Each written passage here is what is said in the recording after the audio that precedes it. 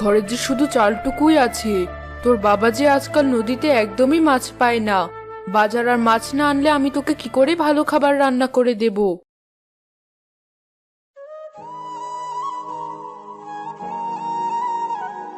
কেঁদো না মা, এই দেখো আমি এই পান্তা ভাতই খাচ্ছি, তুমি কেঁদো না।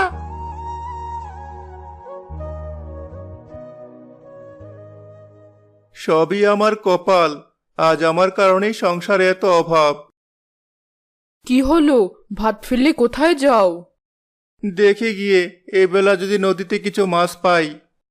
তাই বলে না খেয়ে যাবে? না, তোমাকে যেতে হবে না, খেয়ে নাও বলছি। না রাজুর মা, যতক্ষণ না আমি নদীতে গিয়ে মাছ পাবো ততক্ষণ এই ভাত আমার গলা দিয়ে নামবে না। আজ যে করেই হোক মাছ আমাকে ধরতেই হবে, নইলে যে আমার সংসার ভেসে যাবে, আমার ছেলেটা যে না খেয়ে মারা যাবে। হায় বিধাতা, তুমি দেখো।